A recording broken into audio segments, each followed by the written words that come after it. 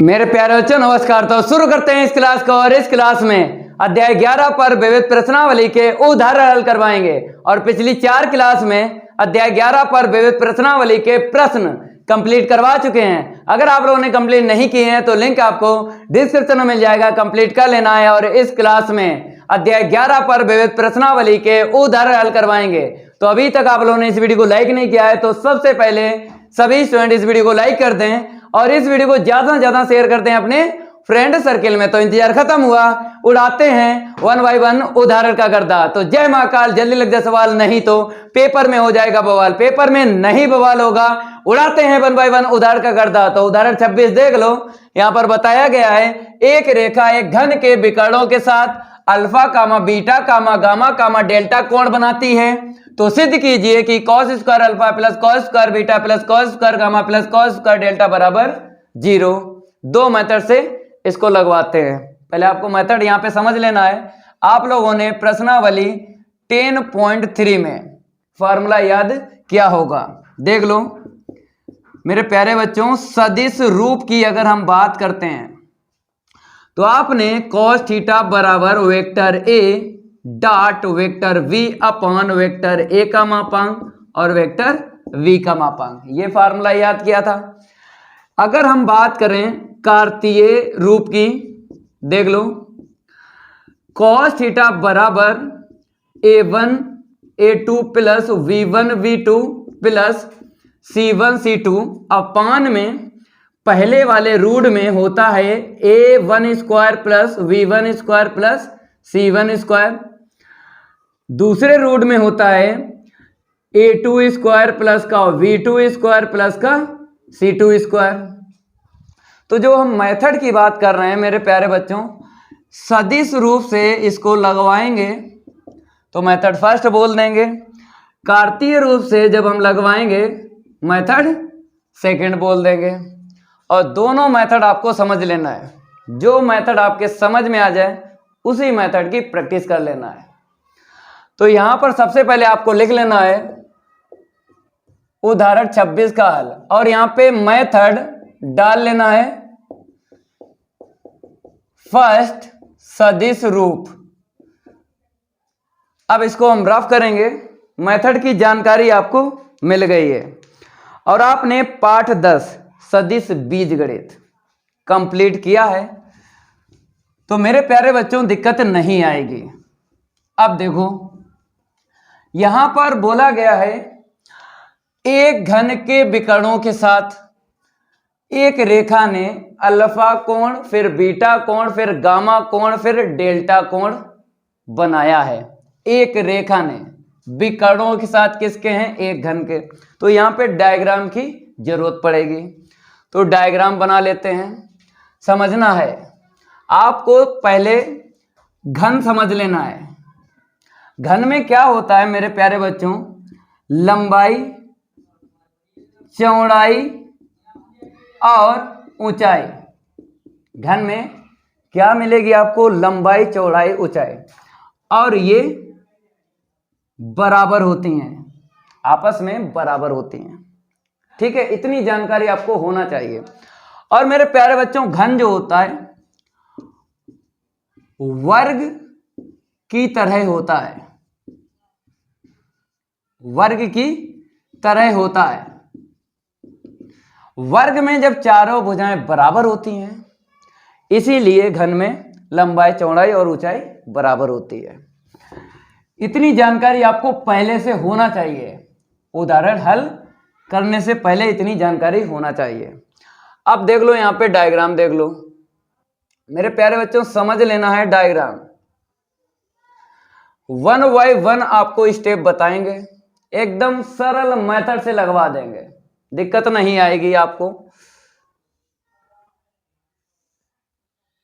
यहां पर ये डायग्राम आपको बना लेना है, ठीक है ना। ये है मेरे प्यारे बच्चों घन।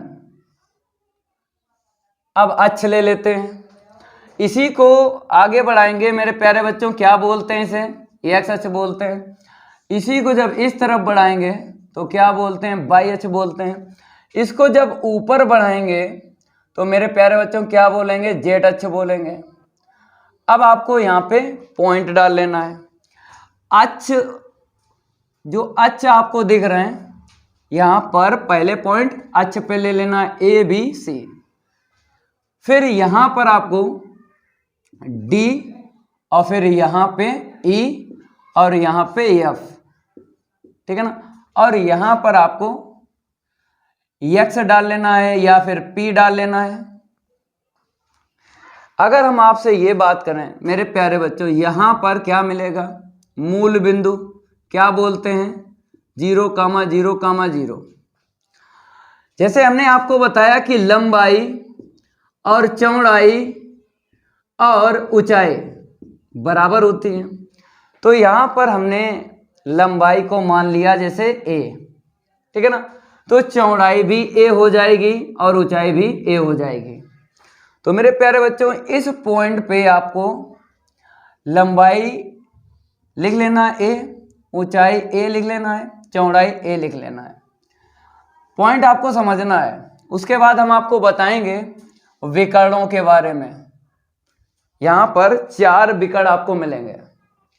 अगर पहले से आता है कोई दिक्कत नहीं है, नहीं तो आप ये कोण गिन लो कितने हैं, 1 2 3 4, 4 कोण है तो 4 विकर्ण होंगे। या तो ऐसे आइडिया लगा लो, या फिर आपको पहले से पता हो कि घन में कितने विकर्ण होते हैं, 4 होते हैं। तो 4 कौन से होते हैं हम आपको बताते हैं। जैसे मेरे प्यारे बच्चों, जैसे O को जब P से मिलाएंगे एक विकर्ण हो जाएगा OP, A और E ये विकर्ण हो जाएगा दूसरा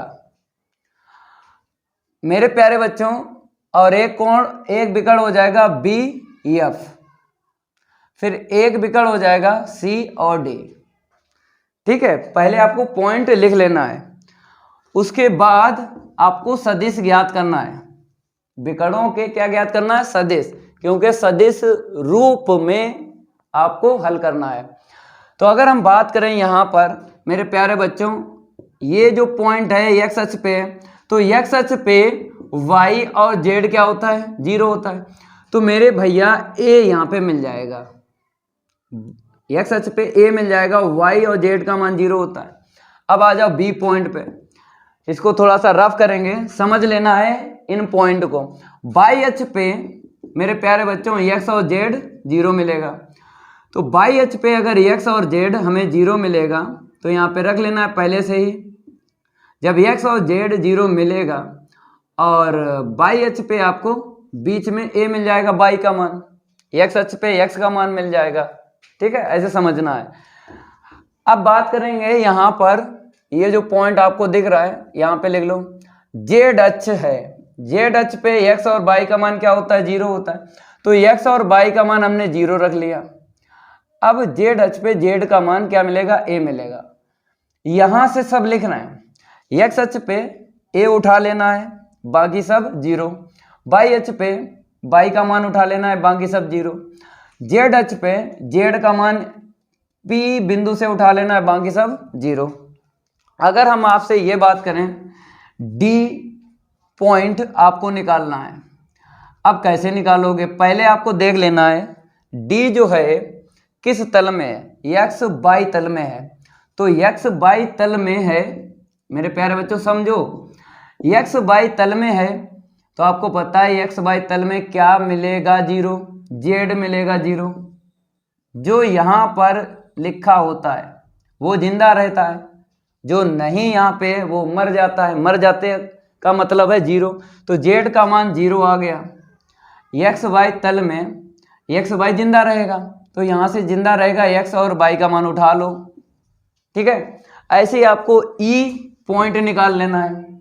अगर हम बात करें E, y z तल में मिलेगा, तो y z तल में मिलेगा ये E पॉइंट, तो मेरे प्यारे बच्चों y z जिंदा रहेगा और x मारा जाएगा। तो x मारा जाएगा तो x 0 कर लो, y का मान यहाँ से देख लो, z का मान यहाँ से देख लो। ठीक है, अब बात करेंगे यहाँ पर f जो बिंदु है मेरे प्यारे बच्चों, f जब निकालोगे आप तो आपको पता है zx मिल जाएगा। क्या मिल जाएगा, zx तल। तो zx तल में zx जिंदा रहेगा, बाकी मारा जाएगा। तो तो z का मान हो गया a यहाँ से, और x का मान यहाँ से a हो गया, और मारा क्या जाएगा, y मारा जाएगा। समझ रहे हो? ठीक है, अब क्या करेंगे, आगे बढ़ेंगे। मेरे प्यारे बच्चों, हमने आपको यही बताया है कि विकर्ण के आपको सदिश निकालना है। तो क्या बोलेंगे यहाँ पे, देख लो, विकर्णों के स्थिति सदिश, विकर्णों के स्थिति सदिश ओपी, वेक्टर ओपी ज्ञात कर लो। कैसे ज्ञात करते हो, हम आपको डायग्राम बनवाते हैं। जैसे बात की है, 2 पॉइंट हैं ए और बी, इन 2 पॉइंट को मिलाने से एक सदिश मिल जाएगा। तो आपको पता है वेक्टर ए बी जब फाइंड करते थे, हम बात कर रहे हैं पाठ 10 की, तो स्थिति सदिश पॉइंट ए का और पॉइंट बी का स्थिति सदिश लेते हैं, तो मूल बिंदु ओ लेना पड़ता है। तो ए बिंदु का स्थिति सदिश वेक्टर ओ ए, बी बिंदु का स्थिति सदिश क्या होगा, वेक्टर ओ बी। तब हम ए बी निकालते थे, ओ बी माइनस का ओ ए, ऐसे निकालते थे। तो यहाँ पर ये डायग्राम नहीं बनाएंगे, नहीं तो ज़्यादा लॉन्ग प्रश्न हो जाएगा।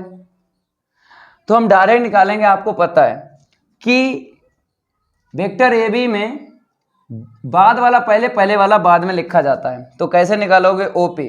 तो आपको पता है यहाँ से ए उठा लिया, यहाँ से 0 उठा लिया, ए माइनस 0 आई कैप, ठीक है ना, ऐसे करके निकालना है। होता यही है, पहले आप इसका सदिश लिखते थे, फिर इसका, फिर घटा लेते थे। यहाँ पे डायरेक्ट घटा रहे हैं, दिक्कत क्या है। अब बीच वाला बीच के साथ घटा लो, तो a माइनस 0 जे कैप मिलेगा। अब आपने समझ लिया है, इसको हम रफ कर देते हैं। अब देखो यहाँ पे लास्ट वाला लास्ट के साथ घटाएंगे तो a माइनस 0 मिलेगा, और k कैप आपको लिख देना है। सदिश हमको मिल गया है ए आई कैप प्लस का ए जे कैप। यहाँ पे थोड़ा सा रफ कर रहे हैं, यहाँ पे 30 नंबर डाल देते हैं, ठीक है ना, प्लस का ए के कैप। अब ऐसे ही आपको निकाल लेना है दूसरे विकर्ण का स्थिति सदिश। तो मेरे प्यारे बच्चों, एक ये हो गया, दूसरा ए से ई तक जाएंगे, तो वेक्टर ए ई सदिश निकालो, घटा लो, 0 में से ए को घटाएंगे माइनस ए आई कैप मिल जाएगा। अब यहाँ पर जैसे आपने किया है, फिर बाद में ये लिखा, अब जैसे यहाँ पर आपने समझ लिया, डायरेक्ट आपको कर लेना है, कोई दिक्कत नहीं आएगी। पहले वाला घटाओगे तो आई कैप का पद मिल जाएगा, बीच वाला बीच के साथ घटाओगे तो ए में से 0 घटाओगे, क्या मिलेगा बताओ, ए मिलेगा ना, ठीक है। अब लास्ट वाला लास्ट के साथ घटा लो, तो घटाएंगे ए में से 0 तो ए मिलेगा। ऐसे करके सदिश बनाना है। तो मेरे प्यारे बच्चों, वेक्टर ओपी, वेक्टर ए ई। अब तीसरा विकर्ण देख लो। तीसरे विकर्ण की अगर हम बात करें, यहाँ पे देखो, ये अक्ष पे देखो, एक सी और एक डी मिल जाएगा, तो वेक्टर सी डी ले लो। वेक्टर क्या ले लिया, सी डी ले लिया। अब डी बाद वाला पहले, पहले वाला बाद में, डी से सी माइनस करेंगे तो ए में से 0 जाएगा तो ए मिलेगा, पहला पद हो गया, ठीक है। अब बीच वाला बीच के साथ घटाएंगे तो हमको क्या मिल जाएगा, ए जे कैप मिल जाएगा।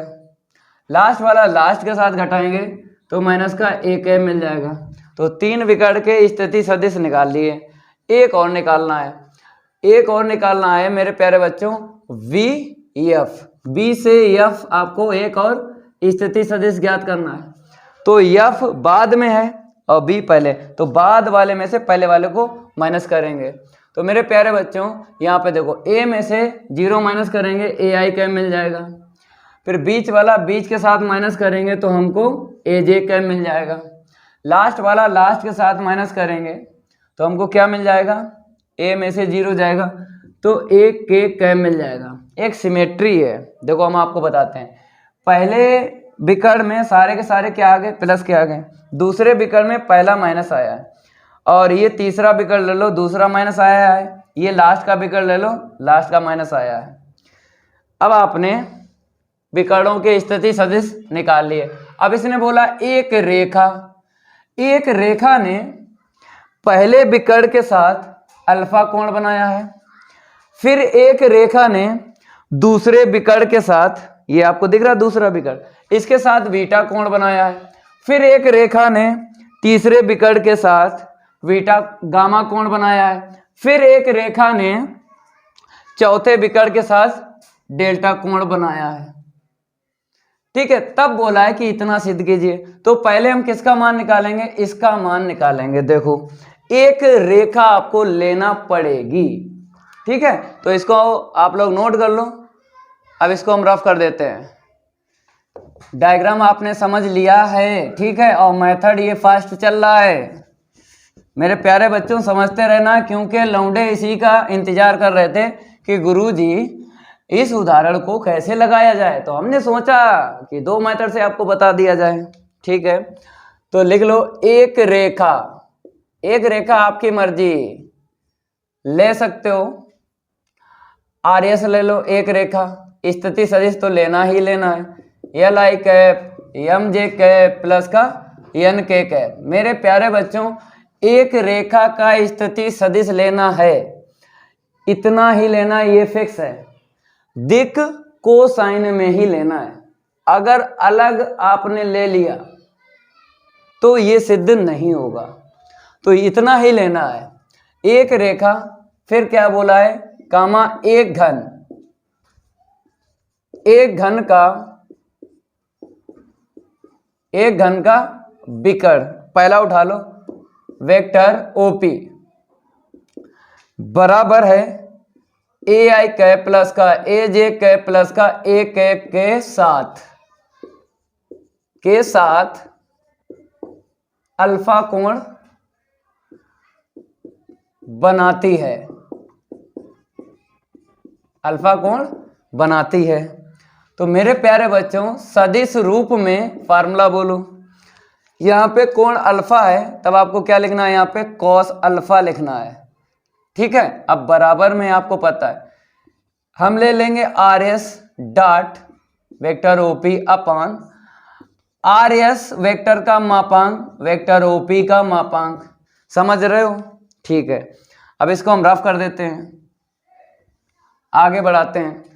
तो मेरे प्यारे बच्चों कॉस अल्फा बराबर वेक्टर आर एस का सदिश लिख लो, एल आई कैप फिर एम जे कैप प्लस का एन के कैप, फिर यहाँ पे अदिश गुणन वेक्टर ओपी ए आई कैप प्लस का ए जे कैप प्लस का ए के कैप, अपान में मापांक निकाल लो वेक्टर आर एस का।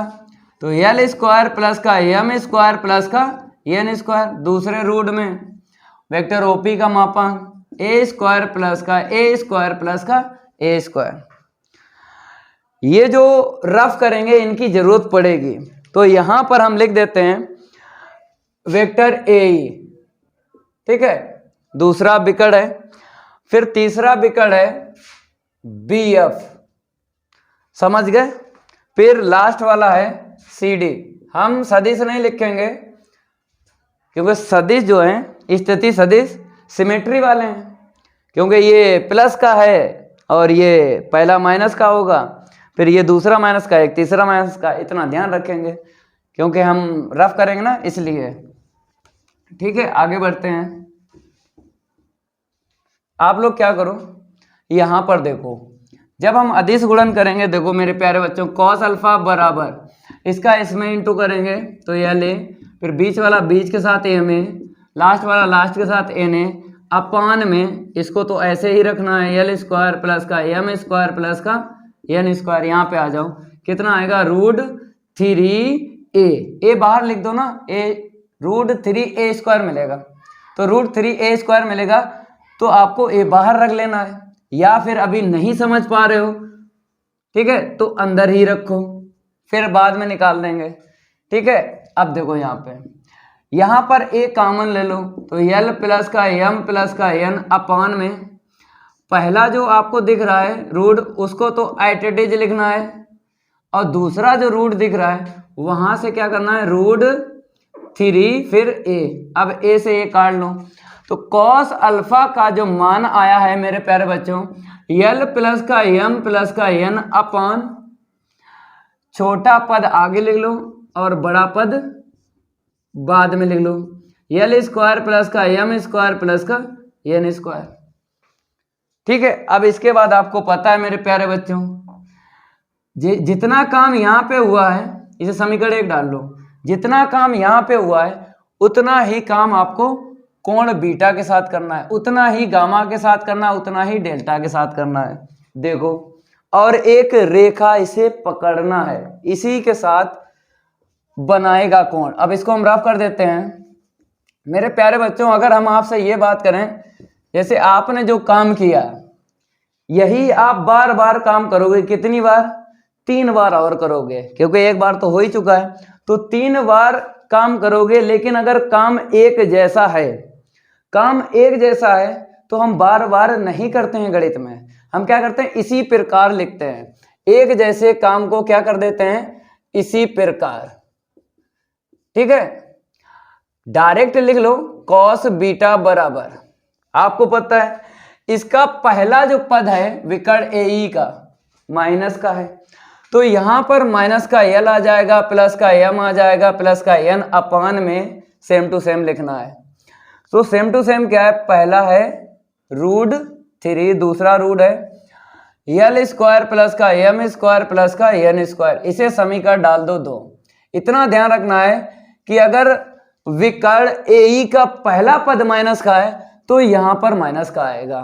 फिर अब आपको कॉस गामा लिखना है, कॉस गामा वेक्टर वीएफ, एक रेखा है और वेक्टर वीएफ, विकर्ण वीएफ के साथ उसने कोण गामा बना लिया, तो आपको पता है इसका पद दूसरा माइनस का है, तो यल हो जाएगा प्लस और यम हो जाएगा मेरे प्यारे बच्चों माइनस हो जाएगा और लास्ट वाला प्लस हो जाएगा। अपान में सेम टू सेम आपको लिखना है, ठीक है ना, L square plus M square plus का एन स्क्वायर, इसे समीकरण डालना है 3।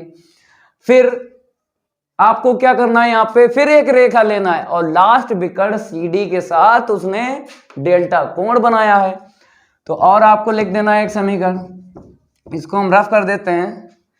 तो मेरे प्यारे बच्चों कॉस डेल्टा हो जाएगा, आपको पता है लास्ट वाला पद माइनस का है, वेक्टर CD का लास्ट वाला पद माइनस का है, तो पहला पद प्लस का हो जाएगा, दूसरा पद प्लस का हो जाएगा, लास्ट वाला पद माइनस का हो जाएगा। अपान में सेम टू सेम आपको लिखना है यल स्क्वायर प्लस का एम स्क्वायर प्लस का एन स्क्वायर, इसे 4 नंबर डाल दो। इसके बाद आपको करना क्या है, सिद्ध करना है। तो सिद्ध में ये देख लो कि हमको cos alpha, cos beta, cos gamma, cos delta किस तरफ है मेरे प्यारे बच्चों, आपको बराबर के इस तरफ दिख रहा है, दिख रहा है, तो इसको लेके चलेंगे और यहाँ पर 0 नहीं होगा मेरे प्यारे बच्चों, यहाँ पे 0 नहीं होगा, 4/3 आपको सिद्ध करना है। क्या सिद्ध करना है, 4/3। थोड़ी मिसप्रिंट हो गई थी, कोई बात नहीं है। तो हम क्या करेंगे, LHS लेके चलेंगे, कॉस स्क्वायर अल्फा प्लस का कॉस स्क्वायर बीटा प्लस का कॉस स्क्वायर गामा प्लस का कॉस स्क्वायर डेल्टा, ये लेके चल रहे हैं।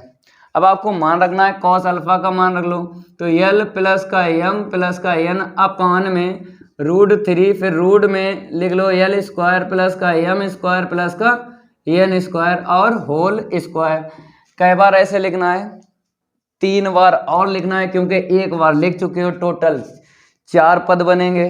तो मेरे प्यारे बच्चों आपको समझ लेना है, समीकरण 2 से देख लो, माइनस का यल है प्लस का एम है प्लस का एन है, अपान में पहला रूट आएगा 3, दूसरा रूट यल स्क्वायर प्लस का एम स्क्वायर प्लस का एन स्क्वायर, थोड़ा स्पेस भी कम है। फिर आपको यहाँ पे लिखना है तीसरा पद, यहाँ से लिख लो यल माइनस का एम प्लस का एन अपान में √3 अपान यल स्क्वायर प्लस का एम स्क्वायर प्लस का एन स्क्वायर। लास्ट वाला देख लो यहाँ पे समीकरण 4 से, तो यल प्लस यहाँ से देख लो यल प्लस एम माइनस का एन अपान में √3 और सेकेंड रूट में आएगा L square plus M square plus N square.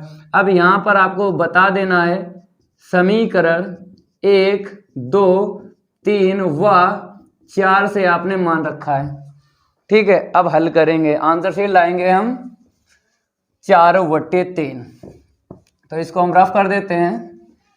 अब इसके आगे कैसे करना है देखो मेरे प्यारे बच्चों, सेम टू सेम आपको दिख रहा है अपॉन में, स्क्वायर देंगे ना हर में, तो आपको पता है 1/3 एल स्क्वायर प्लस का एम स्क्वायर प्लस का एन स्क्वायर। स्क्वायर से रूट हट जाएगा स्क्वायर से रूट, लेकिन हर पद का हटेगा। तो हमने क्या किया, कॉमन ले लिया, क्योंकि घात यहाँ पर भी 2 है, यहाँ पर भी 2 है और यहाँ पर भी 2 है। अब जो बचा है अंश वाला बचा, जैसे L plus M plus N का होल स्क्वायर पहले वाले पद से, फिर दूसरा पद है माइनस का एल प्लस का एम प्लस का एन का होल स्क्वायर, तीसरा पद है एल माइनस का एम प्लस का एन का होल स्क्वायर, चौथा पद है एल प्लस का एम माइनस का एन का होल स्क्वायर। अब इसे आपको ओपन करना है, थोड़ी सी इंक फैल रही है, आपको पता है यहाँ पे फार्मूला लगेगा, कौन सा लगेगा, a plus b plus c का होल स्क्वायर।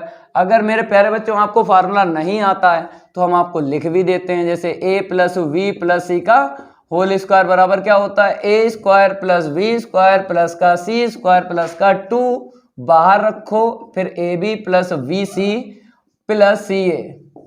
ये फार्मूला आपको याद होना चाहिए, अगर याद है तब आपको यहाँ पर फार्मूला ओपन कर लेना है। चलो इसको हम रफ कर देते हैं, इतना आपको नोट करते रहना है, समझ लो, एक बार आपके समझ में आ गया तो टाइम नहीं लगेगा, समझाने में टाइम लगता है, ठीक है। तो 1/3 एल स्क्वायर प्लस का एम स्क्वायर प्लस का एन स्क्वायर। अब यहाँ पे ओपन करेंगे, तो ओपन करेंगे तो ए स्क्वायर प्लस का वी स्क्वायर प्लस का सी स्क्वायर, फिर प्लस का 2 एल एम प्लस का एम एन प्लस का एन एल।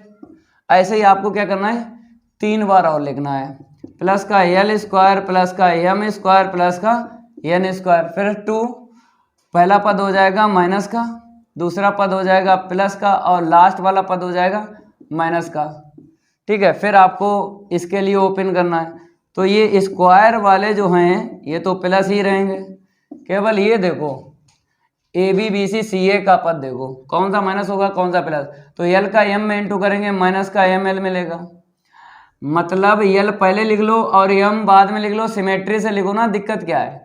फिर माइनस का एम एन मिलेगा, लास्ट का पद क्या होगा, एन एल, ठीक है। अब लास्ट वाला पद ओपन कर लो, तो मेरे प्यारे बच्चों यहाँ पर एल स्क्वायर प्लस का एम स्क्वायर प्लस का एन स्क्वायर प्लस का 2, फिर ब्रैकेट में पहला पद प्लस का आएगा, दूसरा पद इंटू करेंगे माइनस का आएगा और लास्ट का पद माइनस का आएगा, ठीक है। इतना आपको लिख लेना है, ठीक है। आगे बढ़ते हैं, 1/3 एल स्क्वायर प्लस का एम स्क्वायर प्लस का एन स्क्वायर।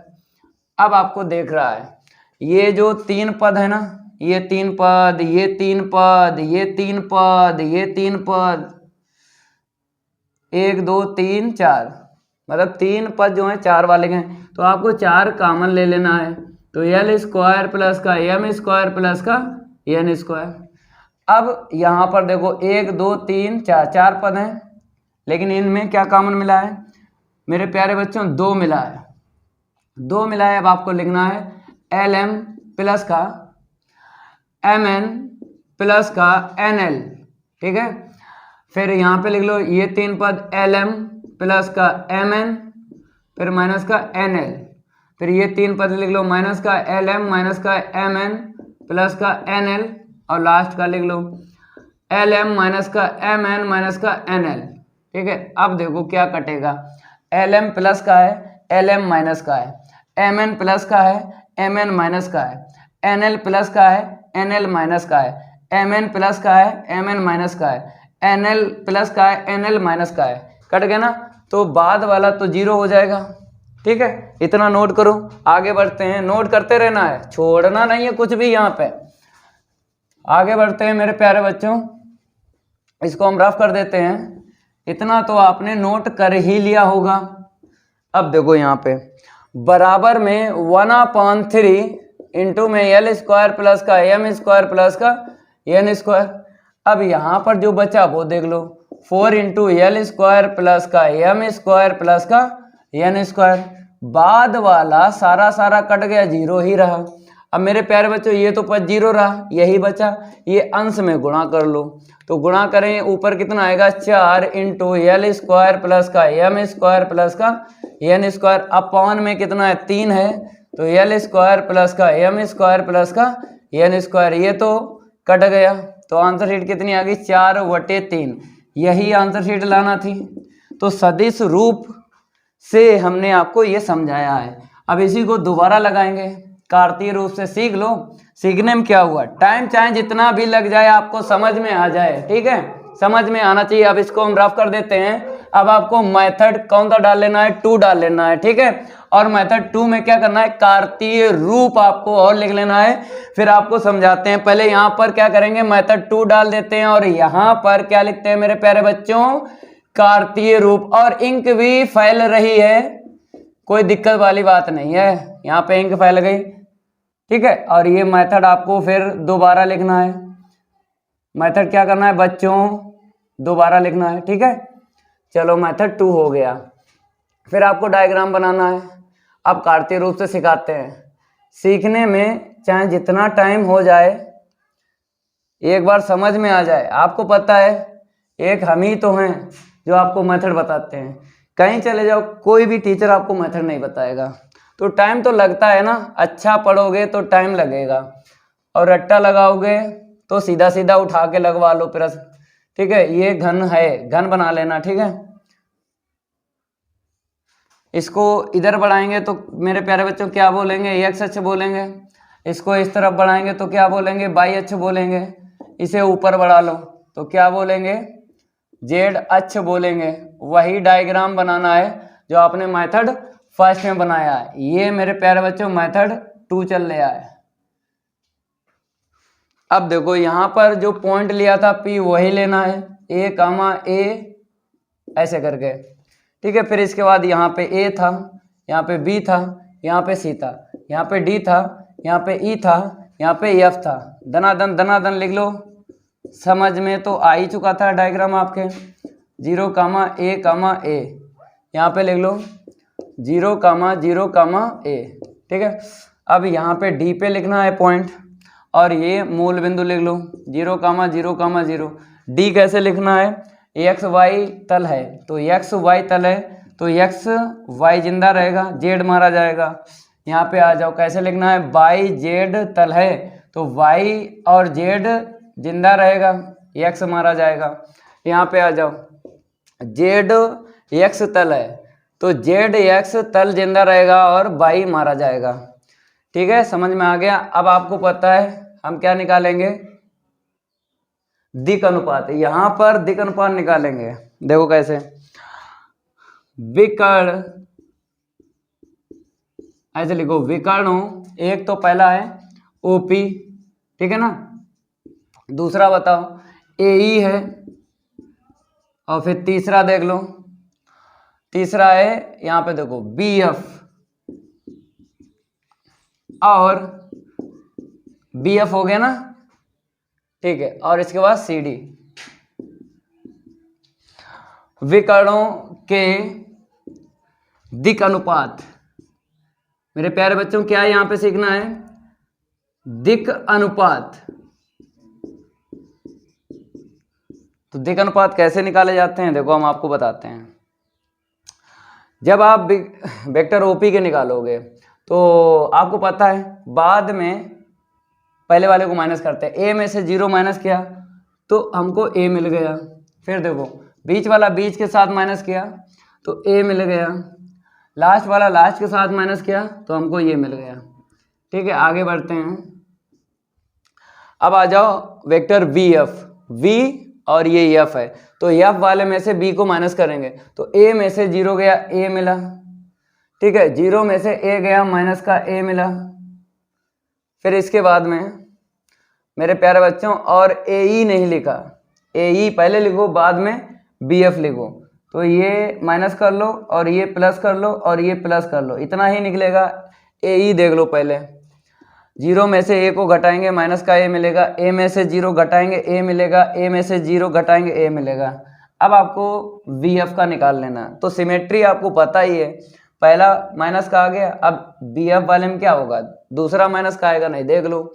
एफ वाले में से बी को माइनस करना है, ए में से 0 गया ए मिला, 0 में से ए गया माइनस का ए मिला, ए में से 0 गया ए मिला। अब सिमेट्री समझ में आ गई। ये पहला ऑल टोटल प्लस, दूसरा जो है दिक अनुपात, पहला माइनस, तीसरे में दूसरा माइनस, अब चौथे में क्या होगा बताओ, लास्ट वाला माइनस। तो 1 2 3 4 दिक अनुपात पर से चल गए। अब डायग्राम रफ कर देंगे, डायग्राम रफ कर देंगे। अब फिर एक रेखा लेंगे, रेखा के दिक अनुपात लेंगे और विकर्ण ओपी के दिक अनुपात के साथ वो अल्फा कोण बनाएगी। ठीक है, इसको रफ कर देते हैं। मेथड 2 चल रहा है।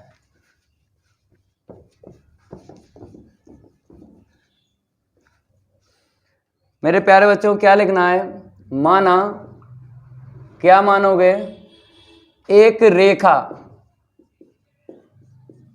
एक रेखा, ठीक है, जिसके दिक अनुपात, जिसके दिक अनुपात यल कामा यम कामा एन, ठीक है, और घन का विकर्ण, घन का विकर्ण वेक्टर ओपी के साथ अल्फा कोण बनाती है, अल्फा कोण बनाती है, तब लगा लो कार्तीय रूप में फार्मूला, कॉस अल्फा, ये कौन है, तो a1 a2 प्लस का v1 v2 प्लस का c1 c2 अपान में पहले वाले रूट में क्या आएगा, a1 का स्क्वायर, फिर b1 का स्क्वायर, फिर c1 का स्क्वायर, दूसरे रूट में क्या आएगा, a2 स्क्वायर प्लस का v2 स्क्वायर, यहाँ पे देख लो, और प्लस का c2 स्क्वायर। अब आपको क्या करना है, a1 b1 c1 ये मिल जाएगी, पहली जो एक रेखा है जिसके दिक अनुपाती हैं, ये a1 b1 c1 हो गया, और वेक्टर OP के दिक अनुपात ये a2 b2 c2 ले लेंगे। तो cos अल्फा a1 का मान यल है, a2 का मान a है, b1 का मान m है, v2 का मान a है, c1 का मान n है, c2 का मान यहाँ से देख लो a है, अपान में यहाँ से आपको लिख लेना है रूट में यल स्क्वायर प्लस का m स्क्वायर प्लस का n स्क्वायर, यहाँ पे लिख लो, यहाँ से लिख लो a स्क्वायर प्लस का a स्क्वायर प्लस का a स्क्वायर, ठीक है ना, a2 b2 c2 के मान उठा के यहाँ पे रख दिए, तो रूट में मिल गया a square plus a square. अब देखो यहाँ पे थोड़ा हल करेंगे, तो cos अल्फा बराबर क्या आएगा, यहाँ पे a कॉमन ले लो, तो यल प्लस का m प्लस का n अपान में देख लो मेरे प्यारे बच्चों, इसको पहले लिख लो, क्या आएगा, √3a आएगा, क्योंकि ये हल कर चुके हो ना पहले मेथड में, ठीक है, तो a से a काट लो, तो यहाँ पे क्या लिख देते हैं, cos अल्फा बराबर, तो अंश में मिला यल प्लस m प्लस n बटे √3, और रूट में क्या आएगा, यल स्क्वायर प्लस का m स्क्वायर प्लस का n स्क्वायर, इसे समीकरण 1 डाल लो। अब इसी प्रकार आपको लिखना है, इसको हम रफ कर देते हैं, है वही, केवल लिखने का तरीका मेरे भैया चेंज है, लिखने का तरीका आपको आना चाहिए, तभी यहाँ पर हम बता रहे हैं। तो आपको क्या करना है, इसी प्रकार, क्योंकि अगर आपको काम करना है गणित में, अगर एक जैसा आपको काम करना पड़े बार बार, तो एक जैसा काम बार बार करना पड़े तो बार बार नहीं करते हैं, एक बार करने के बाद फिर क्या लिख देते हैं, इसी प्रकार, ठीक है ना। अब आपको cos बीटा ले लेना है, तो आपको पता है जब हम विकर्ण लेंगे दूसरा वाला, तो उसका पहला पद क्या था, माइनस का था ना, तो माइनस का यल प्लस का m प्लस का n अपान में सेम टू सेम लिख लो, √3 और रूट में यल स्क्वायर प्लस का m स्क्वायर प्लस का n स्क्वायर, ठीक है, और फिर cos गामा, पहला पद माइनस का हो गया, अब आपको दूसरा पद माइनस का करना है, ठीक है, क्योंकि दिक अनुपात से हम पता कर लेते हैं पद कौन सा माइनस आएगा कौन सा प्लस आएगा। तो तीसरे विकर्ण में हमें बीच वाला माइनस का मिला था दिक अनुपात, तो बीच वाला माइनस का आएगा, ठीक है, ऐसे करके, और √3 और यहाँ पे यल स्क्वायर प्लस का m स्क्वायर प्लस का n स्क्वायर, समझ गए। अब लास्ट वाले में विकर्ण में बताइए माइनस का ए आएगा ना, माइनस का ए, तो यहाँ पे क्या होगा, माइनस का एन हो जाएगा डेल्टा कोण के साथ अपान में √3 और एल स्क्वायर प्लस का एम स्क्वायर प्लस का एन स्क्वायर। इसे समीकरण डाल दो, एक तो आपने पहले ही डाल दिया था, इसे 2 डाल दो और इसे 3 डाल दो, इसे 4 डाल दो। अब आपको LHS ले लेना है, इसको हम रफ कर देते हैं। ले लो मेरे प्यारे बच्चों, LHS ले लो। तो LHS हम लिखेंगे कॉस स्क्वायर अल्फा प्लस का कॉस स्क्वायर बीटा प्लस का कॉस स्क्वायर गामा प्लस का कॉस स्क्वायर डेल्टा। ठीक है, अब मान रखो।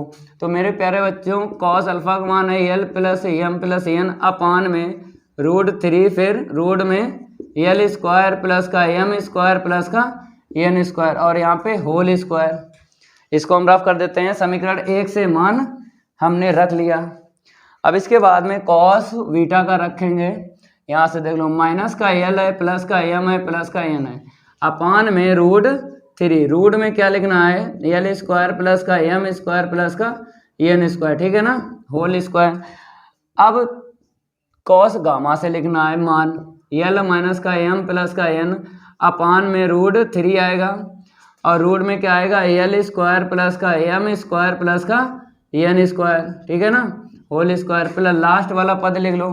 तो एल प्लस का एम माइनस का एन अपान में √3 मिलेगा और रूट में एल स्क्वायर प्लस का एम स्क्वायर प्लस का एन स्क्वायर का होल स्क्वायर। अब इसको हल करो, हल करेंगे मेरे प्यारे बच्चों। हमको कितना लाना है, 4/3। इसको हम रफ कर देते हैं, आगे बढ़ते हैं। अब देखो पहले कॉमन ले लो। आपको हर पद में नीचे वाला सेम दिख रहा है, अगर उसे हम पावर दे देते हैं, ठीक है 2 दे दे तो √3 का स्क्वायर 3 मिला और इसका रूट हट गया। ठीक है, ऐसे करके आपको लिखना है। अब 4 पद लिख लो, l plus M plus N का होल स्क्वायर। ठीक है, यहाँ से मिल जाएगा, यहाँ से क्या मिलेगा, माइनस का एल प्लस का एम प्लस का एन का होल स्क्वायर। यहाँ से देखो तीसरे पद से क्या मिलेगा, एल माइनस का एम प्लस एन का होल स्क्वायर प्लस, अब यहाँ से कितना मिलेगा, एल प्लस का एम माइनस का एन का होल स्क्वायर। कैलकुलेशन थोड़ी शॉर्ट करेंगे, इसको हम रफ कर देते हैं। इतना आपको नोट कर लेना है मेरे प्यारे बच्चों। देख लो यहाँ पर, आगे देख लो। तो यहाँ पे थोड़ी सी इंक भी फैल रही है, इसको भी रफ करेंगे। ठीक है, अब आपको ये निगेटिव पॉजिटिव दिख रहा है, चलो ठीक है। तो देख लो मेरे प्यारे बच्चों, 1/3 एल स्क्वायर फिर प्लस का एम स्क्वायर प्लस का एन स्क्वायर। अब हम कैलकुलेशन करेंगे तो L square M square N square यहाँ से 4 बार मिलेगा, 4 कॉमन ले लो। तो एल स्क्वायर प्लस का एम स्क्वायर प्लस का एन स्क्वायर। अब आपको 2 कॉमन ले लेना है, 2 कॉमन ले लेना है और फिर आपको लिख देना है। कैसे देखो, या फिर आपको पता है जैसे पहले मेथड में आपको पता ही है कि 0 आता है सब कुछ कट जाएगा, तो डायरेक्ट रख लो, कोई दिक्कत वाली बात नहीं है, नंबर पूरे ही मिलेंगे। तो 3 × L square plus M square plus का एन स्क्वायर। ठीक है, अब यहाँ से कितना बचा बताओ, ये तो 0 हो गया, ये बचा लिख लो 4 × एल स्क्वायर प्लस का एम स्क्वायर प्लस का एन स्क्वायर। ये कैंसिल हो गया, तो कितना मिला, 4 ऊपर है और नीचे 3 है, 4/3 आंसर शीट आ गए। इसका गर्दा हमने उड़ाया है 2 मेथड से। अगर मेथड आपको अच्छे लगते हैं तो वीडियो को लाइक कर दो और चैनल अगर सब्सक्राइब नहीं किया है अभी तक तो चैनल सब्सक्राइब करने के साथ साथ बेल आइकन जरूर प्रेस कर लेना, क्योंकि उसमें आपका ही फायदा है। जब भी हम वीडियो को अपलोड करेंगे तो यूट्यूब द्वारा नोटिफिकेशन सबसे पहले आपको मिलेगा। चलो इसको हम रफ कर देते हैं। अब जो मेथड आपको बताएंगे, समझाएंगे भी और लगाएंगे भी। तो मेरे प्यारे बच्चों, उदाहरण 27 की अगर बात करते हैं तो पहले पढ़ लो, फिर उसमें देख लो क्या दिया है, क्या हमसे मांगा गया है। तो उदाहरण 27 में कहा गया है, उस समतल का समीकरण ज्ञात कीजिए जिसमें बिंदु इतना अंतर्विष्ट है। अंतर्विष्ट का मतलब उसी में होना, किसमें, जिस समतल का समीकरण आपको ज्ञात करना है। आगे लिखा है जो समतलों पहला और दूसरा में से प्रत्येक पर लंब है। तो मेरे प्यारे बच्चों, हम पिछली कई क्लास में बता चुके हैं कि जब भी आपसे लंब समतल का समीकरण पूछ दे, क्योंकि यहाँ पर लिखा है समतल का समीकरण और लास्ट में लिख दिया लंब, दोनों को मिलाएंगे तो लंब समतल का समीकरण आपको निकालना है यहाँ पे। तो आपको पता है एक नाम दिया था हमने आर एन बराबर ए एन से, तो देख लो फार्मूला, ये फार्मूला आपको यहाँ पे लगाना है, यही लगेगा। ठीक है, 11.3 में हमने ये फार्मूला आपको लिखवाया है, ठीक है, याद है। अब देखो वेक्टर ए का मान आपको पता है कैसे मिलता है, होकर जाता है या अंतर्विष्ट है। तो ये जो आपको दिख रहा है बिंदु, यहाँ से आपको मिल जाएगा वेक्टर ए। तो ठीक है, यहाँ पे आप वेक्टर ए का सदिश बना लो इस बिंदु से, क्योंकि आपको पता है दिक् अनुपात से हम सदिश बनाते हैं। तो 112 से आपको सदिश बना लेना है, और बीच वाला आपको पता है माइनस रखना पड़ता है। रखना क्या पड़ता है, उसमें माइनस है तब रखा है। अब देखो वेक्टर एन कैसे मिलेगा, यहाँ पर क्या बोला है मेरे प्यारे बच्चों, यहाँ पर बोला है ये जो आपको दिख रहे हैं दो समतल से आपको वेक्टर एन लेना है। कैसे मिलेगा हम आपको बताते हैं। जैसे वेक्टर एन बराबर vector N one cross vector N two, जब भी आपको दो समतल दे दे और लंब बता दे, प्रत्येक पर लंब है, ये दोनों प्रत्येक पर लंब है, तो आपको ऐसे करके क्रॉस से आंसर शीट निकालना है, तो वेक्टर एन पता चल जाएगा। जब भी आपको ऐसा दिया जाए तो ऐसे ही वेक्टर एन का मान निकालना है। चलो साड़ी का यूज कर लो, आई कैप जे कैप और के कैप, वेक्टर एन वन पहले वाले से आपको मिल जाएगा। देख लो यहाँ पे वेक्टर, यहाँ पे आपने एन वन लिखा है, हम आपको बताते हैं। जैसे आप जो मेथड यहाँ पे यूज कर रहे हो मेरे प्यारे बच्चों, जो मेथड आप यूज कर रहे हो, सदिश रूप यूज कर रहे हो, तो सदिश रूप में आपको यहाँ पर आंसर शीट निकालना है। लेकिन यहाँ पर समतल का समीकरण पूछा गया है, समतल का समीकरण, ये नहीं बताया गया सदिश रूप में ज्ञात करो कि कार्तीय में। तो हम क्या करेंगे, कार्तीय रूप में बाद में निकालेंगे, पहले सदिश रूप में निकाल लेते हैं।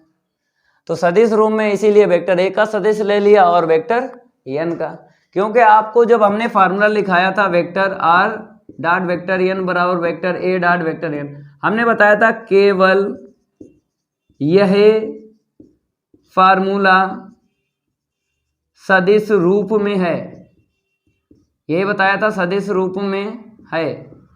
तो मेरे प्यारे बच्चों, सदिश रूप में ही फार्मूला लिखाया था, इसका कार्तीय नहीं था, तो इसीलिए हम यहाँ पर आपको सदिश रूप से बता रहे हैं। चलो इसको हम रफ कर देते हैं।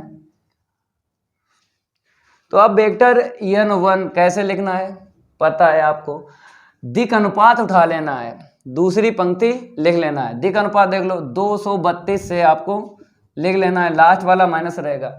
वेक्टर एन टू का आपको तीसरी पंक्ति में दिक् अनुपात लिखना है, तो यहाँ से देख लो 123 से आपको लिख लेना है। यहाँ पे देखो 123, 232 आपने यहाँ पे लिखा, फिर लास्ट में क्या लिखा, दूसरे वाले समतल से 123। ठीक है, अब इसको थोड़ा सा रफ करेंगे।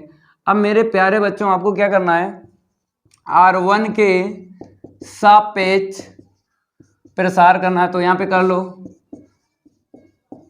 जिस पंक्ति में आई कैप जे कैप के कैप होता है उसी के सापेक्ष प्रसार किया जाता है, ये बात आपको पता है। तो पता है मेरे प्यारे बच्चों, तो आई कैप उठा लिया। अब आई कैप की पंक्ति और स्तंभ छुपा लो, यहाँ से मिलेगा माइनस का 9 और 2 का माइनस 2 में गुणा करेंगे, माइनस का 4 मिलेगा, हो जाएगा प्लस का 4। जे कैप उठा लो नेगेटिव का, दूसरा स्तंभ छुपा लो, पहली पंक्ति माइनस का 3 का 2 में गुणा करेंगे, माइनस 6 मिलेगा, फिर माइनस के बाद में 1 का माइनस 2 में गुणा करेंगे तो माइनस 2 मिलेगा, यहाँ पे हो जाएगा प्लस का 2। ठीक है ना। अब मेरे प्यारे बच्चों के कैप उठा लो, उठा लिया, के कैप का स्तंभ के कैप की पंक्ति छुपा लो, 2 का 2 में गुणा किया 4 मिला, माइनस के बाद में 1 का 3 में गुणा किया 3 मिला। तो यहाँ पे देख लो इंक थोड़ी सी फैल रही, बाद में रफ कर देंगे। यहाँ से कितना मिलेगा, माइनस का 5 आई कैप मिल जाएगा, यहाँ से माइनस का 4 मिलेगा, ब्रैकेट से माइनस माइनस प्लस हो जाएगा 4 जे कैप। ठीक है, अब यहाँ पे देखो 4 में 3 जाएगा, 1 मिलेगा, 1 लिखते नहीं है। तो वेक्टर एन का आपको सदिश मिल गया। अब आपको फार्मूले की हिंदी और फिर उसके बाद फार्मूला लगा लेना है। उससे पहले हम थोड़ी सी इंक यहाँ पे फैल रही है उसको रफ करते हैं। चलो अब मेरे प्यारे बच्चों आपको लिख लेना है बिंदु, हिंदी लिख लो, बिंदु वेक्टर ए से होकर जाने वाला और सदिश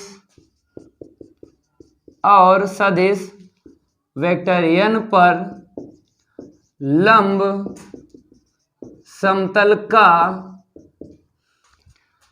सदिश रूप में समीकरण। क्या लिखना है यहाँ पे? सदिश रूप में समीकरण।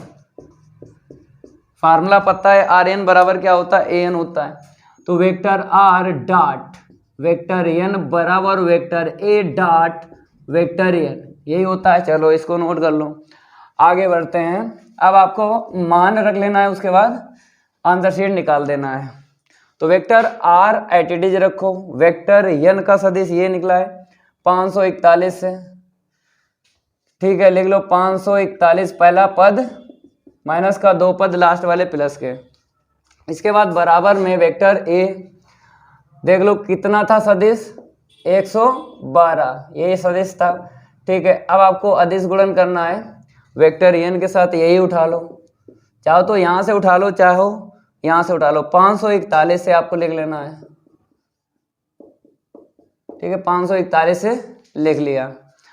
अब आगे बढ़ते हैं, इसको रफ कर देते हैं। इतना आप लोग नोट कर लो, रफ करने में थोड़ा सा टाइम चला जाता है, आपको कोई दिक्कत नहीं है, फालतू की बकवास तो करते नहीं हैं, वो टाइम रफ में ही हम ले लेते हैं, बकवास क्या करें। वेक्टर आर डॉट 541 से सदिश लिख लेना है। अब इसके बाद बराबर में आपको क्या करना है? अदिश गुणन करना है। यहाँ पे इंक फैल गई, इंक फैल गई तो रफ कर देंगे, ठीक है, देख लेना इंक थोड़ी सी फैल रही है यहाँ पे। तो अदिश गुणन करो, माइनस का 5 मिला, माइनस प्लस माइनस का 4 मिला, 2 का 1 में गुणा करेंगे, प्लस का 2 मिला। तो वेक्टर आर डॉट माइनस का 5 आई कैप और फिर 4 जे कैप प्लस का के कैप बराबर में देख लो कितना मिलेगा। अगर 4 में 2 जाएगा, माइनस का 2 मिला, इस -2 को उठा के इसमें प्लस कर लो, माइनस का 7 मिला। अब मेरे प्यारे बच्चों आपको पता है समतल का जब भी समीकरण निकालो, चाहे कार्तीय समीकरण निकालो चाहे सदिश समीकरण निकालो, तो पहला पद प्लस का ही रखना है, ठीक है, और लास्ट का पद प्लस का रखना है। तो पहले इसे देखा जाता, बाद में इसे, तो पहले इसे देखा माइनस का है तो आपको माइनस से इंटू कर लेना है, माइनस से क्या कर लेना है? इंटू कर लेना दोनों तरफ। तो पहला पद और लास्ट का पद प्लस आ गया, तो आपको ये भी ध्यान देना है, पहला पद और लास्ट का पद प्लस ही रखना है। तो ये आंसर शीट आ गई सदिश रूप में। तो मेरे प्यारे बच्चों सदिश रूप में आ गई, लेकिन हमसे ये कहा नहीं गया है यहाँ पे केवल ये बोला है समतल का समीकरण ज्ञात कीजिए, ये नहीं बोला है सदिश रूप में आंसर शीट निकालो कि कार्तीय में। जब ना बोला जाए तब आपको दोनों रूप में आंसर शीट निकालना है। तो सदिश रूप में आ गई, अब कार्तीय रूप में निकालना। वेक्टर आर का सदिश आपको फिक्स आता है तो रख लो, और 541 से आपको फिर सदिश लिखना है, बराबर आपको 7 लिख देना है।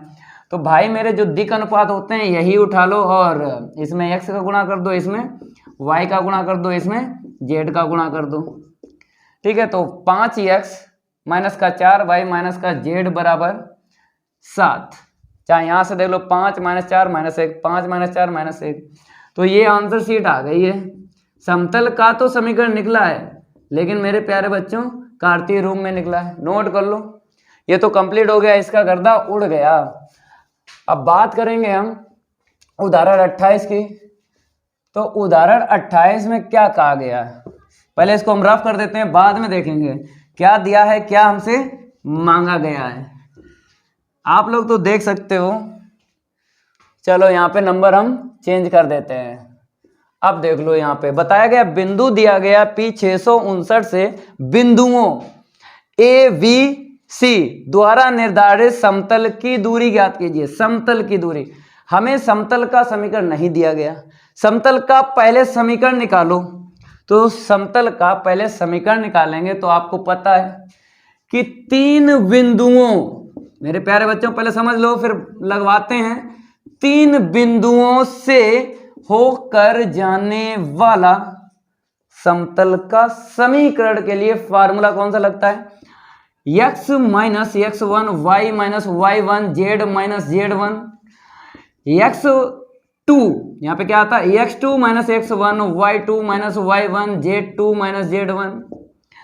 मेरे प्यारे बच्चों यहाँ पे आता है x3 minus x1 y3 minus y1 z3 minus z1। भैया जब तक आपको समतल का समीकरण नहीं मिलेगा आप दूरी नहीं बता सकते हो। बिंदु तो दे दिया गया है, समतल नहीं दिया गया है, तो बाद वाले 3 बिंदुओं से आपको समतल का समीकरण निकालना है और ये फार्मूला है कार्तीय रूप में। मेरे प्यारे बच्चों हमने कार्तीय रूप में क्यों बताया? क्योंकि इसमें लगता है कम समय, इसमें लगता है कम समय। और सदिश रूप का फार्मूला अगर लगाओगे निकलेगा उत्तर सेम, लेकिन सदिश रूप में फार्मूला है तगड़ा, और फार्मूला जब तगड़ा है मेरे प्यारे बच्चों तो आंसर शीट निकालने में ज़्यादा समय लगेगा। देख लो ये फार्मूला आपने रट्टा मारा था, प्रश्नावली 11.3 की बात कर रहे हैं, और बराबर में वेक्टर ए dot vector B cross vector C, तो ये रट्टा आपने मारा था।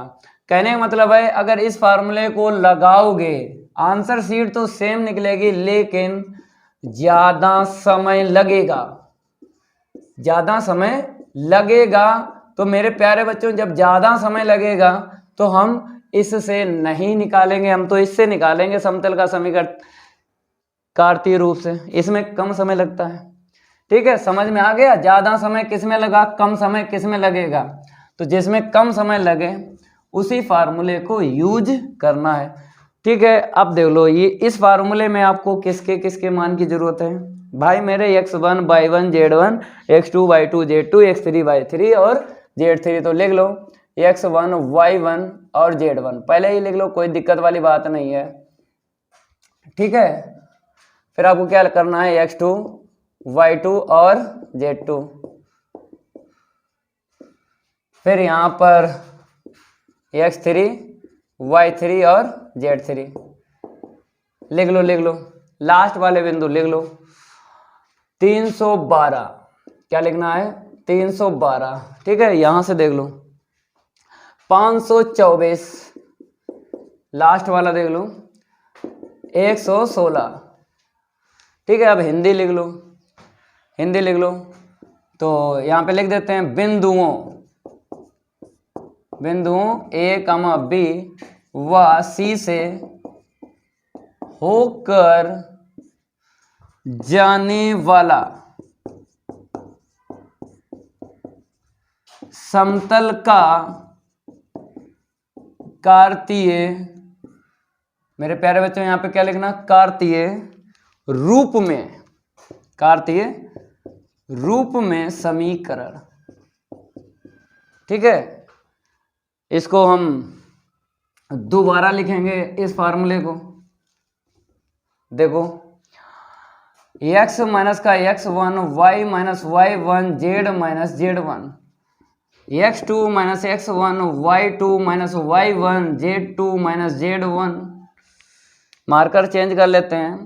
x3 माइनस का x1 y3 माइनस का y1 z3 माइनस का z1 बराबर 0। अब आपको मान रख लेना है मेरे प्यारे बच्चों, देख लो मान कैसे आपको रखना है।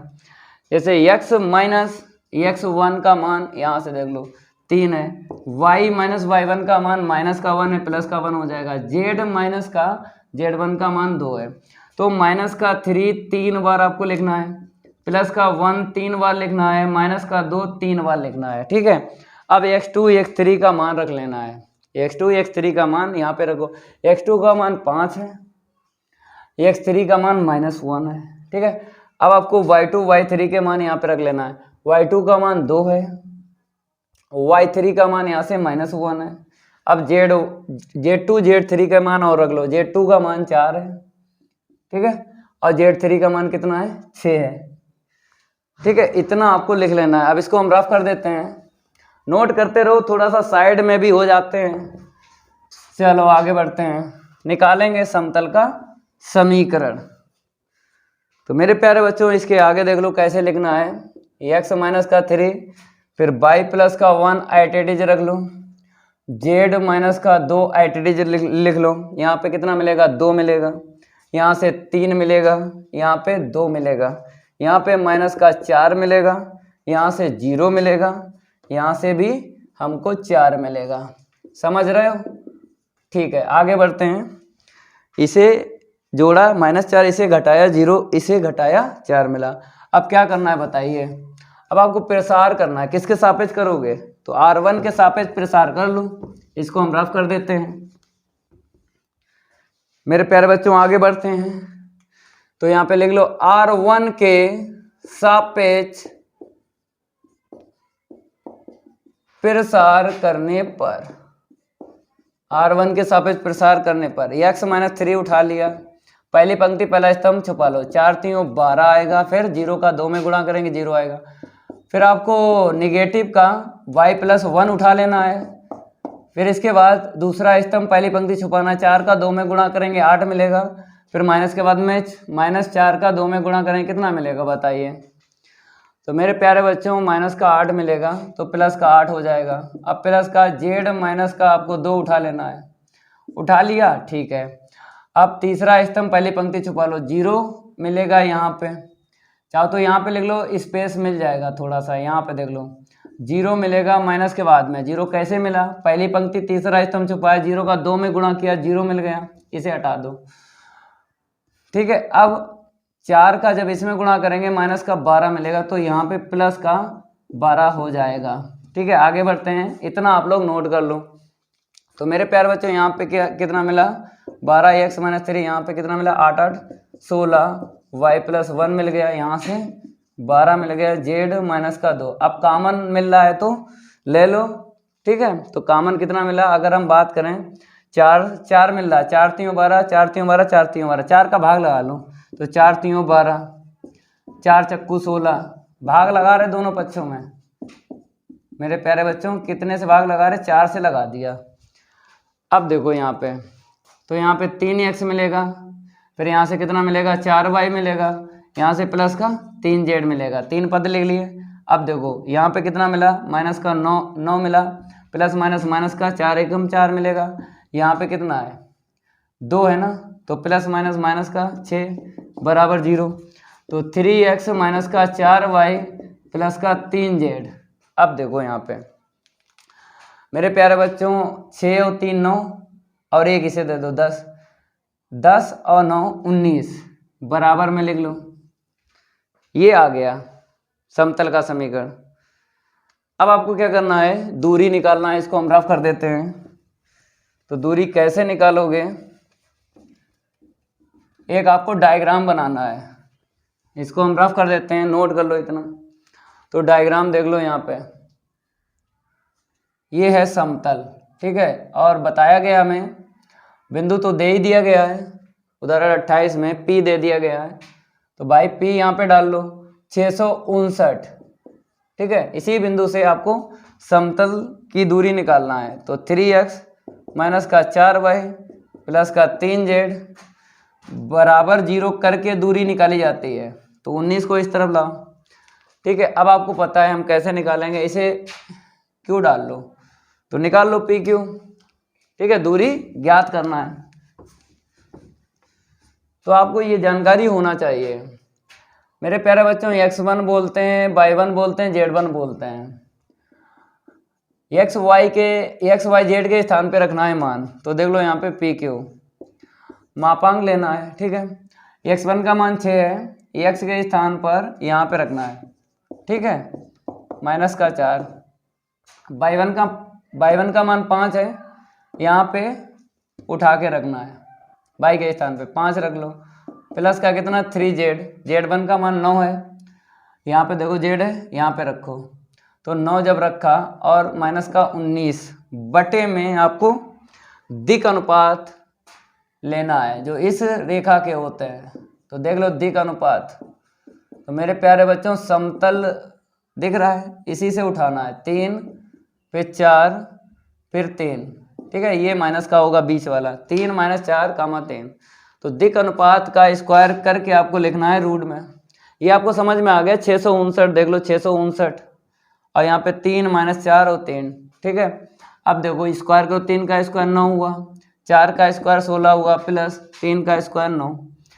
अब देखो पी क्यूब बराबर, मेरे प्यारे बच्चों यहाँ से कितना मिलेगा 18, यहाँ से 20 मिला और यहाँ से 3 9 27 माइनस का 19 बटे में 9 9 18।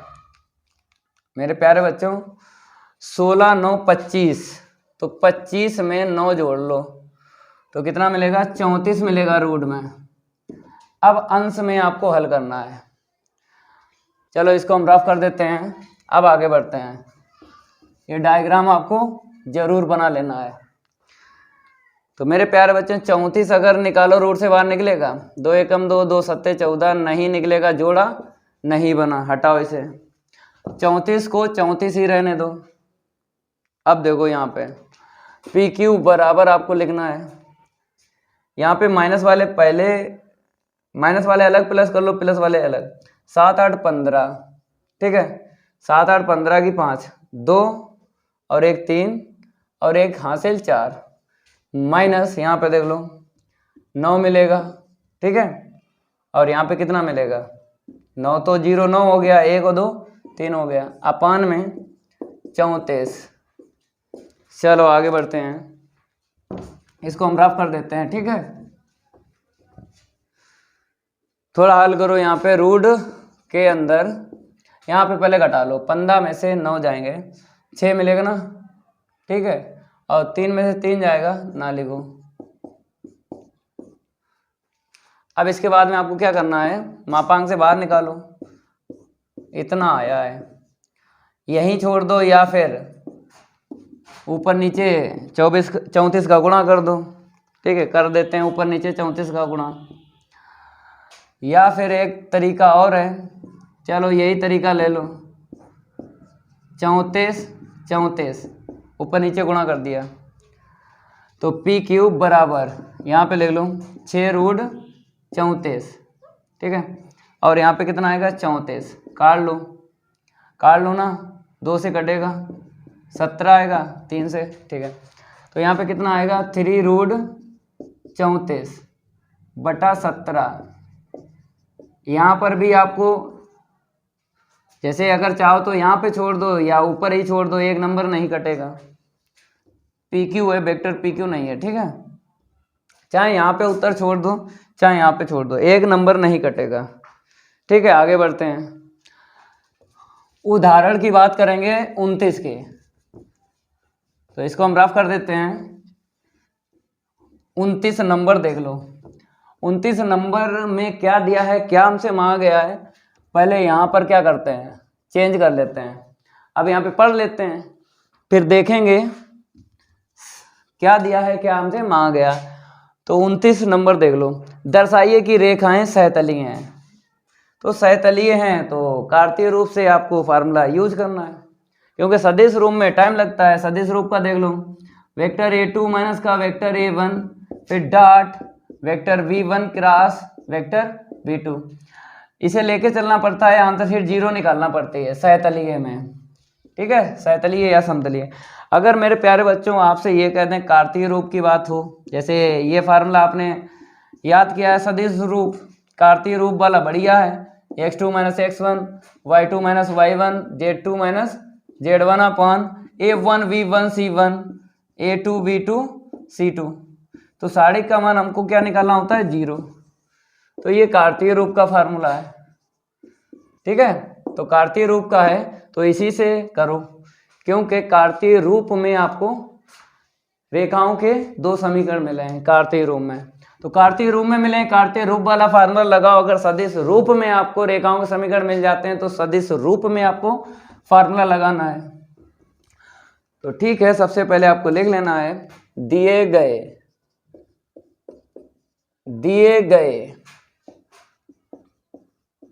कार्तीय रूप में, दिए गए कार्तीय रूप में रेखाओं के समीकरण लिख लो मेरे प्यारे बच्चों, थोड़ा सा यहाँ पे देख के लिखना है एक्स माइनस ए प्लस का d upon alpha minus delta बराबर में y minus a upon alpha बराबर में z plus a minus d upon alpha plus का डेल्टा। डेल्टा थोड़ा चिपका लेना है नीचे, ठीक है। अब आगे बढ़ते हैं यहाँ पे x minus v plus c upon beta minus gamma बराबर y minus b upon beta बराबर z minus v minus c upon beta plus gamma.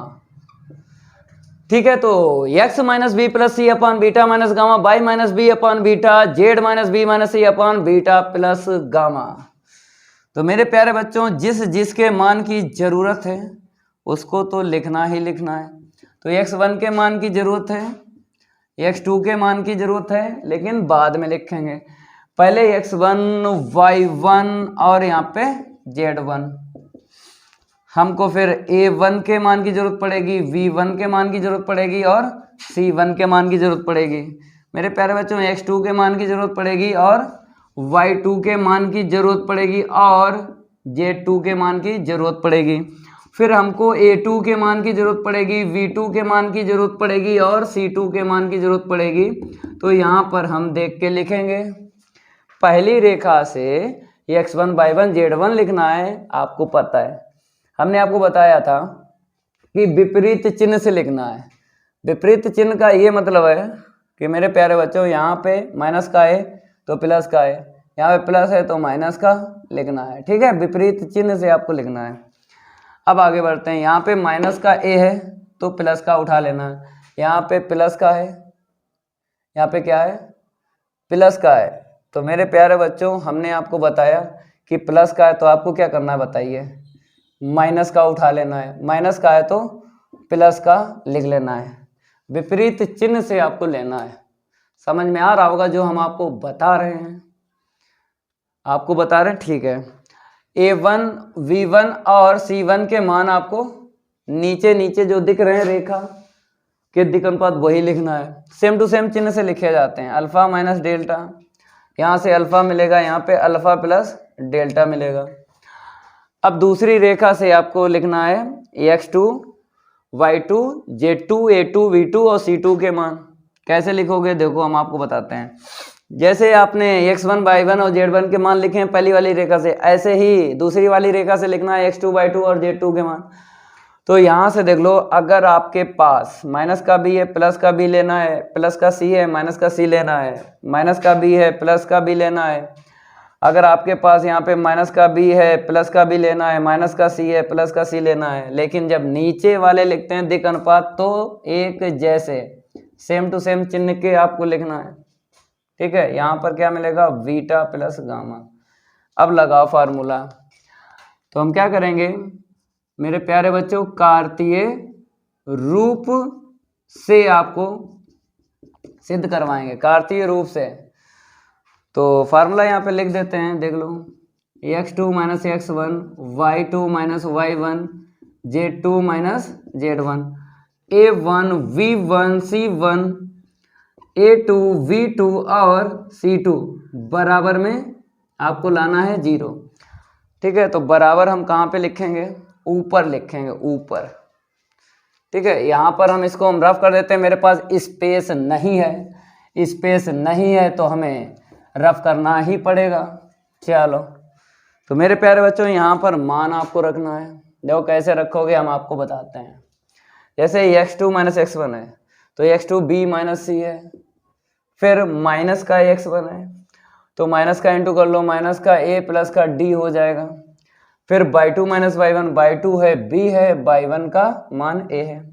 फिर z2 माइनस z1, z2 का मान है b प्लस c और z1 का मान है माइनस ए प्लस का डी। जब माइनस से इंटू करेंगे प्लस का ए हो जाएगा, माइनस का डी हो जाएगा।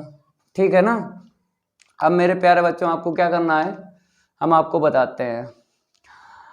a1 b1 c1 के मान रखना है, अल्फा माइनस का डेल्टा अल्फा, और यहाँ पे क्या है, अल्फा प्लस का डेल्टा है। ठीक है, अब a2 b2 c2 के मान रखना है, तो b2 माइनस का गामा, नहीं बीटा माइनस गामा, यहाँ पे बीटा आएगा और यहाँ पे क्या आएगा, बीटा प्लस गामा। चलो अब इस साड़ी को हल करना है। देखो अगर प्रसार ना करो, क्योंकि आंसर शीट हमें क्या लानी है 0, तो मेरे प्यारे बच्चों 0 तो आपको पता है कि दो पंक्ति या दो स्तंभ अगर अभी अब एक जैसे हैं तो आंसर शीट 0 आती है।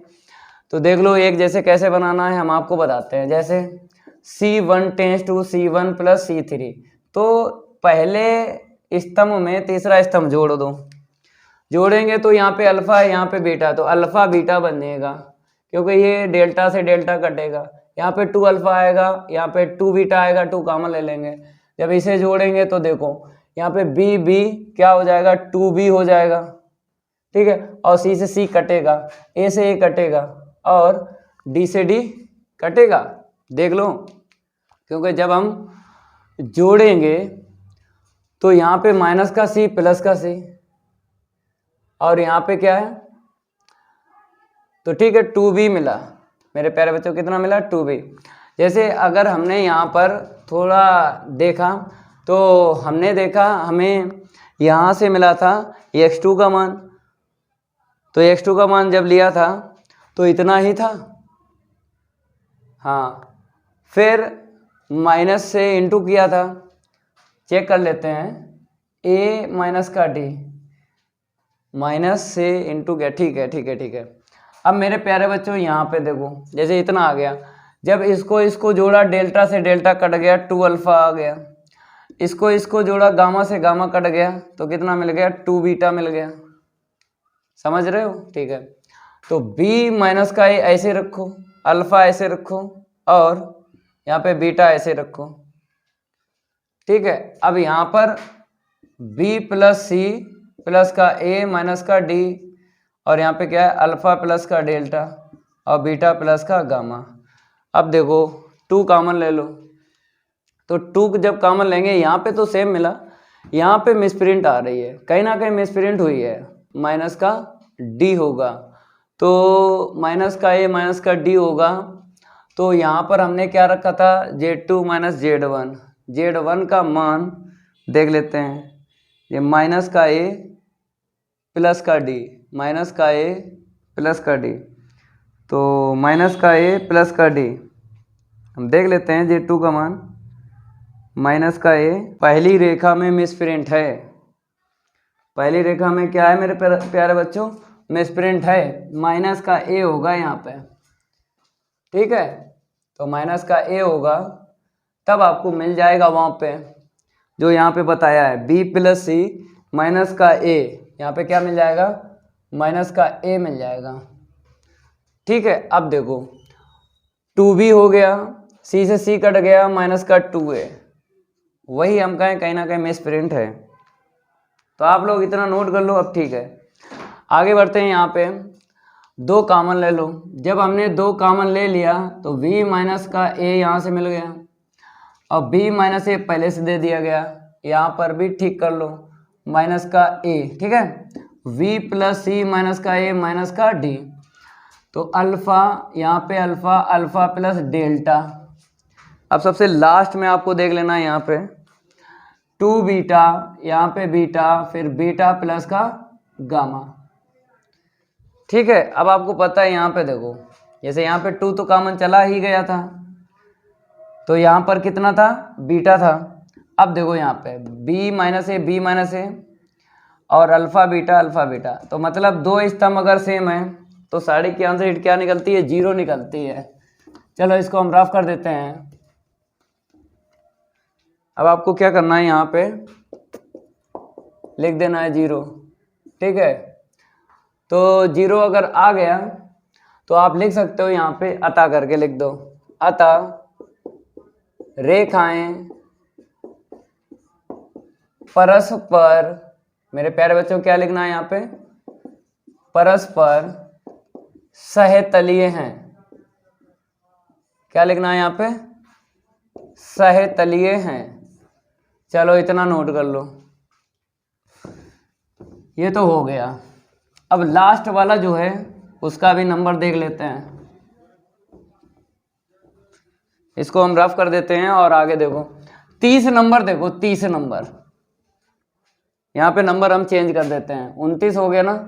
अब 30 की बात करेंगे, यहाँ पे क्या लिखा उस बिंदु के निर्देशांक ज्ञात कीजिए जहाँ बिंदुओं ए और बी को मिलाने वाली रेखा एक्स वाई तल को काटती है। तो मेरे प्यारे बच्चों, विविध प्रश्नावली का प्रश्न 10 और 11 इस प्रकार से लगाया था। तो हमने कितने मेथड दिए थे आपको? 2 मेथड से लगवाए थे, 2 मेथड से लगवाए थे प्रश्न 10 और 11, सेम टू सेम ऐसे ही था। तो क्या करेंगे, हम पहले मेथड से करवा देते हैं और दूसरे मेथड से होमवर्क दे देते हैं। वीडियो ज़्यादा लॉन्ग हो जाएगा, ठीक है ना। सदिश रूप से करवाएंगे इसको। तो पहले क्या करना, सदिश रूप में आपको रेखा का समीकरण निकालना है। तो 2 बिंदुओं से होकर जाने वाली सरल रेखा का समीकरण, यही फार्मूला लगता है। इस फार्मूले में किसके किसके मान की जरूरत है, वेक्टर ए और वेक्टर बी की। तो आपको पहले बिंदु से वेक्टर ए का सदिश बना लेना है और दूसरे बिंदु से वेक्टर बी का सदिश बना लेना है। 341 से आपको एक सदिश बना लेना है, बन गया 341 से। इसके बाद में 516 से आपको बना लेना है सदिश, बन गया 516 से। अब इसके बाद में आपको फार्मूले की हिंदी लिखना है। बिंदुओं वेक्टर ए व वेक्टर बी से होकर, मार्कर चेंज कर लेते हैं, होकर जाने वाली रेखा का सदिश रूप में समीकरण, सदिश रूप में समीकरण देख लो। फार्मूला है वेक्टर आर बराबर वेक्टर ए प्लस का lambda vector V minus vector A. तो वेक्टर आर बराबर वेक्टर ए का सदिश है 341 लिख लिया, प्लस का लेमडा। अब मेरे प्यारे बच्चों, हम आपको डायरेक्ट बताएंगे यहाँ पर vector B minus vector A कैसे घटाओगे। 5 में से 3 जाएगा, 2 मिल जाएगा, प्लस का जे कैप है, माइनस का 4 जे कैप है, माइनस का 3 जे कैप मिल जाएगा। 6 में से 1 को घटाएंगे तो हमको कितना मिलेगा, प्लस का 5 के कैप मिल जाएगा। अब इसके बाद में आपको एक्स वाई जेड के मान निकालना है, क्योंकि कहा गया बिंदु के निर्देशांक। तो एक्स वाई जेड के मान पहले निकालो। तो यहाँ पर आपको एक्स आई कैप प्लस का वाई जे कैप प्लस का जेड के कैप रख लेना है, वेक्टर आर का सदिश। और यहाँ पर क्या करना है, आई कैप 2 बार आपको दिख रही है, जे कैप 2 बार दिख रही है, के कैप 2 बार दिख रही है, एक वार आपको लिखना है। तो एक वार लिखेंगे तो देखो कैसे लिखना है, हम आपको बताते हैं। जैसे बता रहे हैं वैसे ही करना है। तो यहाँ पर हमें स्पेस की ज़रूरत है। तो मेरे प्यारे बच्चों देख लो, यहाँ पे आपने क्या किया, आई कैप कॉमन ले लिया, यहाँ से 3 मिला, यहाँ से प्लस का 2 लेमडा मिला, जे कैप कॉमन चला गया, 4 मिल गया, वहाँ से हमको 3 लेमडा मिल गया। अब आपने के कैप कॉमन ले लिया, यहाँ से मिला है 1 और यहाँ से कितना मिला है 5 का लेमडा में इंटू करेंगे 5 लेमडा मिल गया। अब गुणांकों की तुलना करेंगे तो गुणांक आई कैप जे कैप व के कैप की तुलना से कर लो तुलना। तो यहाँ पर हमको x बराबर मिल जाएगा 3 प्लस का 2 लेमडा, y का मान मिल जाएगा 4 माइनस 3 लेमडा, z का मान मिल जाएगा 1 प्लस 5 लेमडा। x बराबर यहाँ से लिखना है, y बराबर यहाँ से लिखना है, z बराबर यहाँ से लिखना है। तो x y z ये बिंदु हमें पता चल गया, लेकिन लेमडा के पदों में पता चला है। अब हमको क्या करना है, लेमडा का मान निकालना है। तो लेमडा का मान कैसे निकलेगा हम आपको बताते हैं। इसको हम रफ कर देते हैं। देखो साफ साफ इसने कहा है रेखा एक्स वाई तल को काटती है। तो रेखा एक्स वाई तल को काटती है, तो तल पहले निकाल लो। एक्स वाई तल में मेरे प्यारे बच्चों आपको बताना है एक्स वाई तल में क्या होता है 0। तो एक्स वाई तल में जेड होता है 0। एक्स वाई तल में क्या होता है 0, एक्स वाई तल में जेड बराबर 0 होता है। अब जेड का मान यहां से देख लो 1 प्लस का 5 लेमडा बराबर 0, 1 प्लस का 5 लेमडा बराबर 0। लेमडा का मान यहां से निकालो तो -1/5 आएगा। अब लेमडा का मान आपको कहाँ रखना है, यहाँ पर। तो क्या ज्ञात हो जाएगा, बिंदु के निर्देशांक। ठीक है, तो यहाँ पे लिख लो बिंदु का निर्देशांक, बिंदु का निर्देशांक। तो देख लो यहाँ पर क्या है, 3 प्लस का 2 लेमडा, लेमडा का मान -1/5, 4 माइनस का 3 लेमडा, लेमडा का मान 1/5 माइनस का, 1 प्लस का 5 लेमडा, लेमडा का मान -1/5। देखो मेरे प्यारे बच्चों, जेड का मान 0 आपने देखा तो इसका भी 0 ही यहाँ पे आएगा। केवल आपको पता है एक्स वाई तल में अगर आपको निर्देशांक ज्ञात करना तो एक्स वाई जिंदा रहेगा, जेड मारा जाएगा। ठीक है, इतना नोट कर लो। अब देखो जेड तो मारा ही गया, इसीलिए हमने काट लिया। तो यहाँ पे लघुत्तम ले लेंगे, 5 3 15 माइनस का 2 प्लस माइनस माइनस का, यहाँ पे देखो 5 चक्कू 20 माइनस माइनस प्लस का 3, ये तो 0 रहा, 1 - 1 क्योंकि जेड 0 होता है एक्स वाई तल में।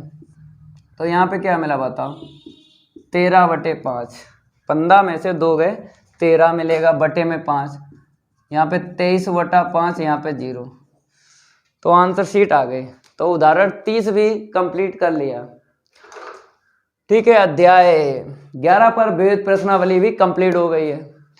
अब क्या करेंगे, लास्ट में त्रिविमीय दिया गया है, त्रिविमीय सदिश गुणन।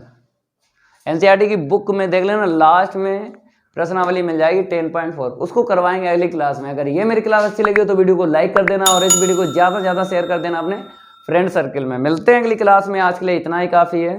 धन्यवाद।